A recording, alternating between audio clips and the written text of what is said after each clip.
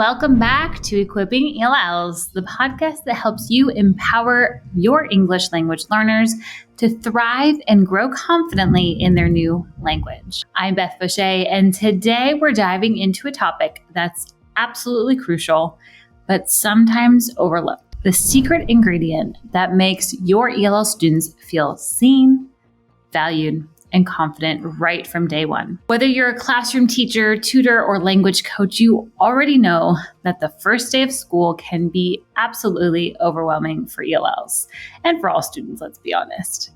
A new environment, new faces, and a whole new language to navigate. But what if there was a way to transform those first moments into a powerful foundation for belonging and success? Well, there is.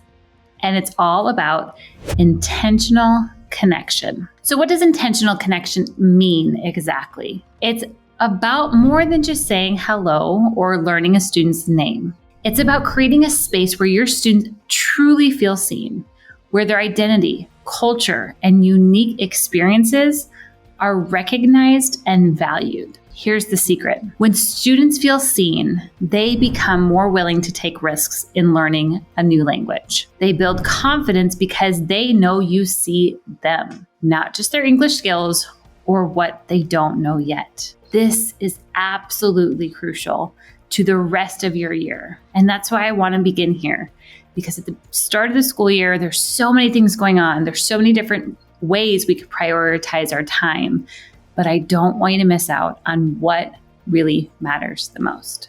Now, an important point I want to highlight is that for many newcomers, the first days or even weeks can feel overwhelming. They might not be ready or even want to share much about themselves right away. That's okay. We want to give them that space to build the comfort, build the confidence in their own time. Intentional connection starts not only by encouraging sharing, but also by giving them space to observe, explore, and feel safe in your classroom environment.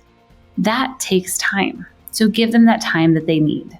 Creating this kind of welcoming, low-pressure space allows newcomers to slowly engage at their own pace. They start to build trust by knowing they're in a place where their presence is accepted without pressure.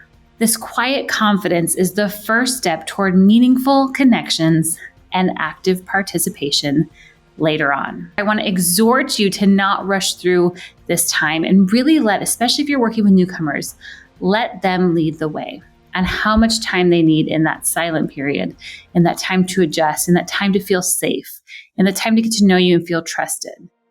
Sometimes we have to fight against that urge to think, this is wasted time, or I need to know that they're learning something.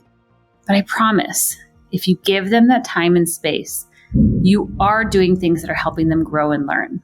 And the most important is that they're going to know that you are somebody that they can trust. So how can you build these intentional connections in practical ways? Let me share 5 strategies that have worked well for myself and for many other educators. First, personalize your greetings. Take time to learn how to pronounce each student's name correctly. I know that this feels simple. I know that you've probably heard this many, many, many times, but it cannot be said enough that this is foundational and this is what matters. Pronouncing names correctly. Not making it an American name, not shortening it because it's easier to say. Take the time. If it is a name that is difficult for you to say, what has worked for me is to have that student say it into my voice recorder on my phone so that I can go home and I can practice saying it as they said it. And then I know I'm pronouncing it the right way. I can write it out phonetically so I can help remember and keep that in my mind of how to say this name. Take the time to do that. Names are a core part of identity. And making the effort sends a clear message. I see you and you matter. If you think about our newcomers and they are in your classroom for 6-7 hours a day and they might not understand any other word that you say besides their name, it's important we say it correctly and the way that's meaningful to them. So even if they say, oh, you can just call me this, or, oh, this is simpler, take time. Learn how to say their name correctly. It will go a long way. Number 2, Like I mentioned, create choice in sharing. Offer multiple ways for students to introduce themselves or share something about their culture or interest. This could be through drawing, writing, or even nonverbal ways like showing an object that's important to them. Giving choice helps students engage at a level they're comfortable with. So again, think about the activities you're doing the first few days. Maybe you have students who are coming in and have come through some very difficult situations. And so they're not ready to share about their culture. Maybe it's just too hard to talk about that. They're not prepared. They're not ready. You don't want to think about that right now. So that's where we have to have that discernment that we are making sure we're creating those spaces where it's okay if they want to share about that. Maybe they could share about something else, their dog or their favorite food. Or maybe this is where you use things like we have inside Equipping ELLs, we have some would you rather cards that are just very easy to get to know your students where they don't even have to talk, where you have two pictures up. It says, would you rather have a dog or have a cat? And they move to one side of the room if they like a dog, if they move to the other side of the room if they have a cat or would like a cat. Very simple. No talking is involved. And guess what's going to happen? Because they're engaged, because they're having fun. Some of them might speak up and say, oh, I have a dog. Or I like dogs. They might be able to say a simple sentence, or you give them some sentence frames and see what they can share that way. So don't feel that you need to bring out all their cultural identity on day one. They might not be ready for that, and that's okay. Also keep in mind, especially if you're a homeroom teacher, how you're putting your students on the spot to have to share about themselves. This is the first couple days of school. The students don't know each other yet, even monolingual students. This can feel really scary and overwhelming, and honestly can take a lot of time. I remember once in my student teaching, each student had to bring in a bag filled with 3, 4, 5 things to share about themselves. Was it a nice activity? Absolutely. But this went on for days. And by the end, nobody was listening. Nobody wanted to know anymore because it dragged on forever. So think about some cooperative learning strategies if you are going to do something like this, where students can maybe inside-outside circle. They can stand across from a partner and share 1 or 2 things. That could be through a drawing.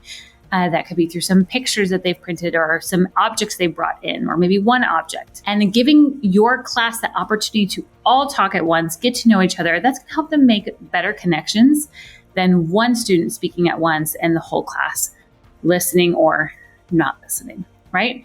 So really be mindful of how, if you're putting your students on the spot, give them choice in the ways that they feel most comfortable sharing, because that is showing them that you are a safe place and you're not going to force them to do something where they feel really uncomfortable. Number 3, use culturally relevant content. So incorporate text, examples, and visuals that reflect your students' backgrounds. When students see their own culture reflected in learning materials, it communicates respect and value for their identity. So think of the first day of school. Maybe on the desk, they have a fun coloring page of, welcome to first grade. Do any of those students in that coloring page look like your students?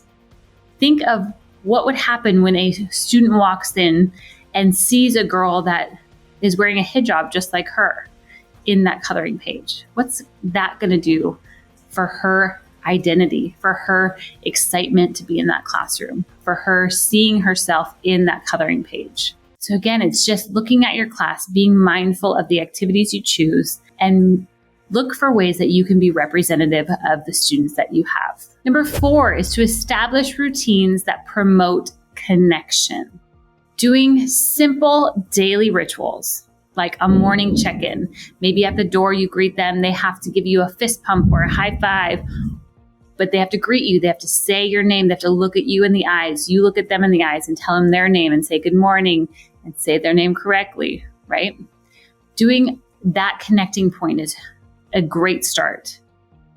Or just doing very simple routines that can help them to develop the language skills that they need in a very low pressure way. Routines are very powerful to creating that safe space for students. This is something we talk about all the time.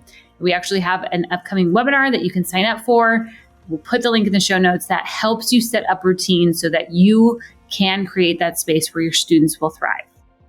Because what happens with routines is your students who are learning a new language come in and they start to develop just that in the back of their mind, they know what's going to happen. Okay, every Monday, I know this is what we do. And so they start to feel really safe and secure and relaxed when they walk in your classroom, compared to every day walking in, not knowing, what are we learning about today? Am I going to understand? Do I have any background? Am I going to be put on the spot? All of these questions that are running through their head, we can remove those when we set up really solid routines for our students. So if you want to learn more about routines, we are here to help and support you. You can message us on Equipping ELLs with the word routine, and we will send you our webinar so you can check it out and begin there. We also have tons of guides and resources. We have seen the power of routines in helping students feel safe and confident and grow in their language skills. And then number 5 is to celebrate multilingualism. Encourage your students to share words, phrases, or stories from their home language. This not only boosts their confidence, but also builds an inclusive classroom community where all languages are valued.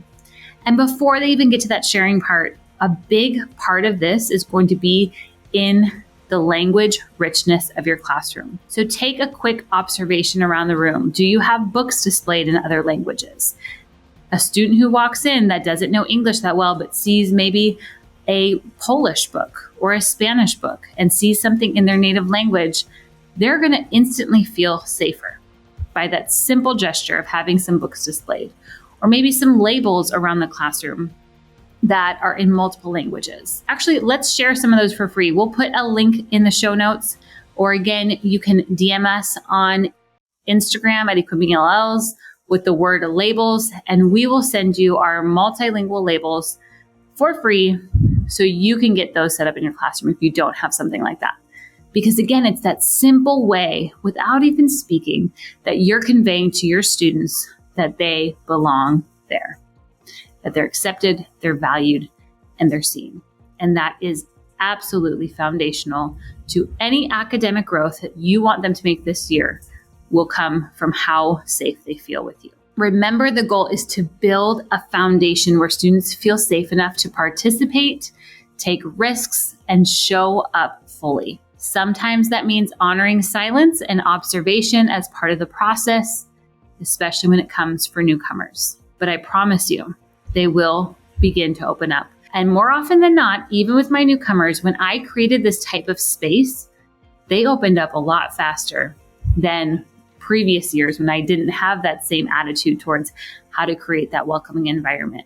So give them that space, and I promise before long, they are going to be sharing with you all the things that they're learning, and it's so excited to be part of your classroom. Before we finish today's episode, I want to invite you to think about one simple change you can make tomorrow to help your ELL students feel more seen and valued. Whether it's learning one new name or asking a student about their favorite thing to do outside of school, these small intentional actions add up. Now, just a quick thing I want to add in here is think about ways that you can also help others in your school build on this and create that safe environment for your students. So maybe you create name tags with the students saying their name, and it's a QR code so that the PE teacher can scan and learn their names.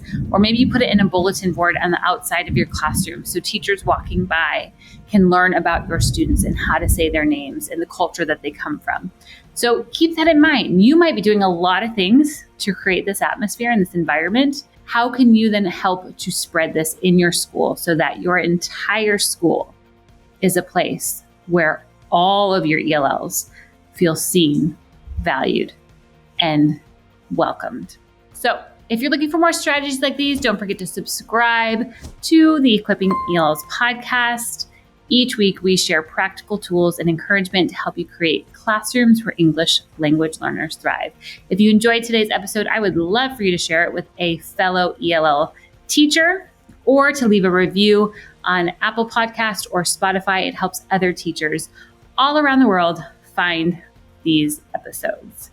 Again, if you want those free labels, head over to our Instagram account at Equipping ELLs and send us a message with the word labels. We will send that to you right away. And also, if you want to check out that webinar we have on routines, just let us know and say webinar or routines, and we will also get that to you right away. Thank you for joining me today. And remember, the secret ingredient to helping your ELLs feel confident and valued isn't a complex method or fancy technology.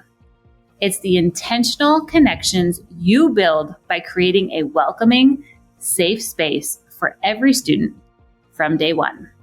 You've got this. So until next time, keep equipping your ELLs for success, one meaningful connection at a time. Now, I hope you join me for next week's show, where I am going to break down what I would do if I wanted to confidently support my ELLs within the first month.